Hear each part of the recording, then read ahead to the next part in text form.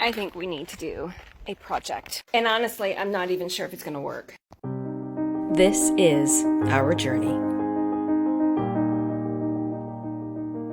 Welcome to the Betancourts homestead. I've seen 3 YouTube videos about it, and I just want to try. I think this might work. Maybe. Step 1 done. Step 2, outline. Next step. Well, that step's done. I got the next phase done. They're all cut, well, most of them. Now I gotta work on painting and assembling.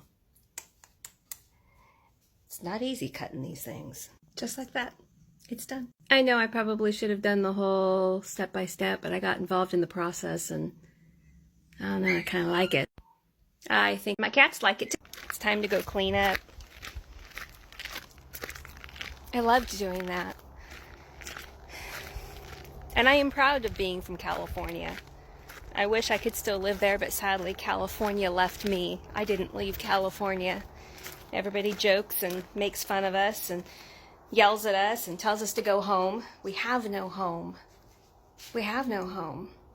I'm the original California.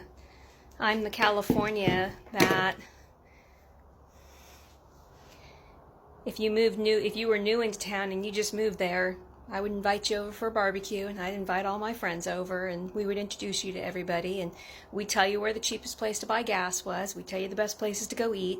Didn't matter your color, race, creed. You could have been purple and polka dotted and we would have invited you in. You could have stopped by for a cup of coffee or borrowed sugar and we'd never expect you to pay it back. That's the California I'm from. My family's hard-picking apple pickers from Watsonville, and a lot of my family is buried there. We fought in wars, but we always gathered together, no matter what. That's the California I'm from, and I'm proud of being from California. I didn't leave California. California left me, and I love that sign. Probably my most favorite art piece I've ever done. Thanks for watching. Why we left California. Let's see if I can explain it. I explained in my other video what our California that we grew up in was like. And this is why we left. It was becoming massively expensive for us to live there. We reduced our insurance rates and cost of living by almost 50% by moving at the time. Our gas went down considerably, although now it's pretty much almost the same as California. We evaluated all of our finances and it was getting increasingly hard to live there and maintain the standard of living that we had, which really wasn't that much. And we figured that if we moved, we could at least keep the same standard of living, slightly lower, or we wouldn't be able to move if we continued to stay there.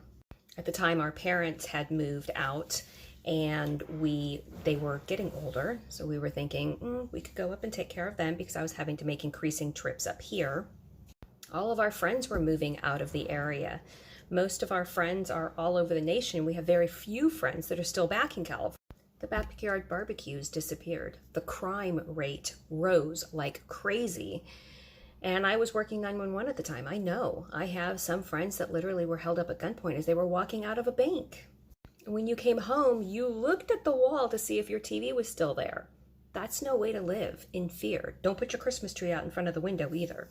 If people see your Christmas tree in the window, they know there's presents underneath there. You didn't have people over anymore. Well, we did, but most people, the neighborhoods didn't have you over because most of the people on the block didn't have that whole sense of the old-fashioned California community. And no matter how hard you tried to bring it in, it wasn't reciprocated and you were looked at as weird. Looking back now, I'm looked at as weird here too, so I guess I should have stayed. Now, looking back, it was a good decision. I'm hearing about the food costs down there and how expensive it is just to feed a family of 5. And that's frightening. I'm at least able to feed my family here by things I grow. The lots over there are only 4,000 square feet. It's very difficult for you to find a property to buy, let alone when you do, you don't have much land to grow a garden anymore, making the older properties way more valuable and harder to find. The town I grew up in is now a parking lot, literally parking lots everywhere, covered in concrete. How we voted didn't matter either, and very few people would communicate with you in a language that you could understand, which was sad to us because we wanted the community, but you have to have one similarity in that community to be able to communicate. And that was getting harder and harder to do. Not to mention the homeless living in your backyard and the lack of response because they can't handle everything, the police, and the court system was failing. That's why. I know you didn't mean any harm by it, and I don't want you to think that I did personally or the other user did. But when that's said over and over to us, it takes its toll. We know we're not wanted. We know that even though we accepted all the people that came from other parts of the nation and the world to live in California, to buy our houses, to raise our prices up, to flood our beaches, even though we accepted them and we loved on them, and we didn't ask for that. We didn't ask to not be able to have a place for our kids to live. But we didn't complain and we didn't say anything bad, and we still accepted people. We still accept the people today. But here's the thing. There are some people, a lot of people, that really do mean that. And they spray paint friends' cars. They've spray painted sides of houses. They've yelled at me to go home. They've cut my trees down on my property. And what was their reasoning for being able to do that? I wasn't born here.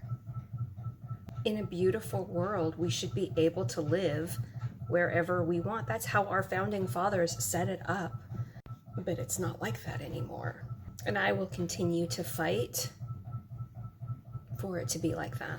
I will continue to show grace and mercy and love and invite you into my home and tell you where the best place to buy gas is and the best place to eat. Instead of telling you the restaurant my cousin owns that tastes like garbage food, I'll tell you the best place to eat, no matter who owns that place. Did you know in this county that I live in, there's a motto? It was told to me in secret by a 5th generational local.